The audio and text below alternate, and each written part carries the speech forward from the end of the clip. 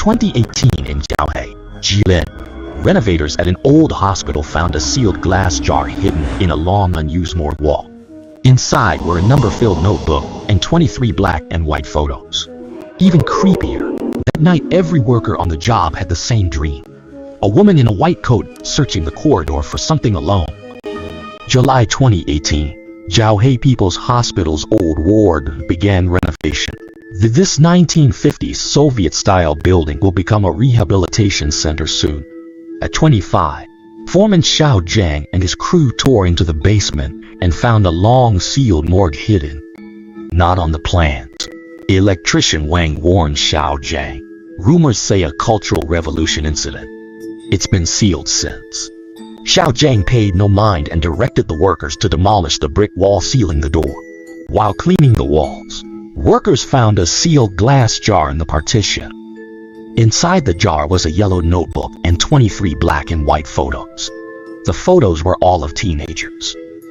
What is this stuff? Worker Xiao Li shook jar. Master Wang quickly warned, don't touch. And T. Send it to hospital? That night, every demolition worker had the same strange dream. In the dream, a 30-something woman in a washed-out nurse uniform paced the empty corridor, searching for something. She kept saying, give me back my notebook. The next morning, when the workers discussed their shared dream, they all felt their blood run cold. Xiao Zhang gave glass jar to hospital admin. Admin Chief Liu saw it, turned pale, and summoned at once the long-retired former hospital director. The 80-plus director trembled, opened the notebook, weeping. Nurse Xiao Zhu's logbook, finally found, at last.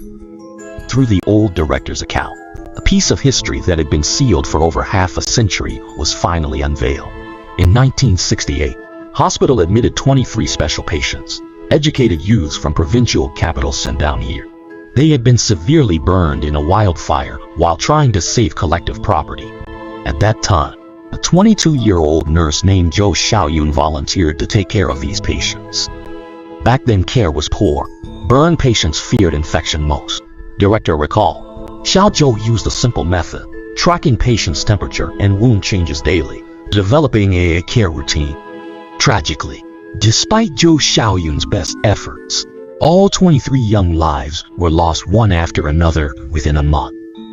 Most shocking, the night the last patient died, Zhou Xiaoyun, exhausted, developed myocarditis and collapsed dead in the nurse's duty room.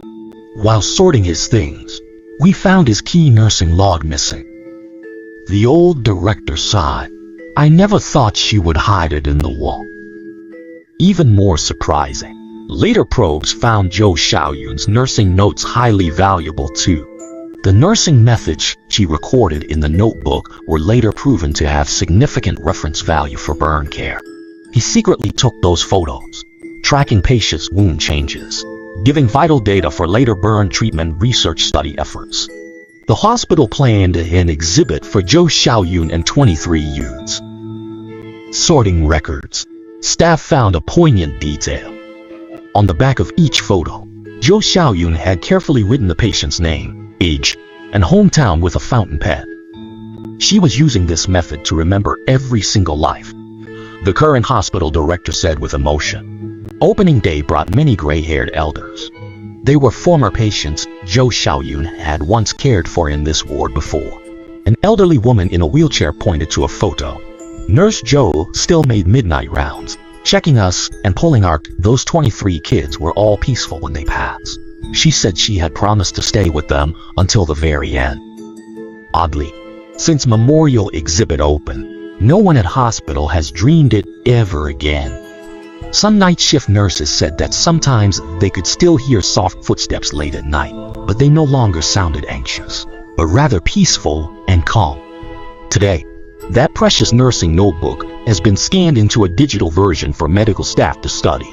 The hospital also established the Angel in White Award in Zhou Xiaoyun's name to reward medical staff for their selfless dedication. And that glass jar was placed in the most prominent position in the hospital's history museum.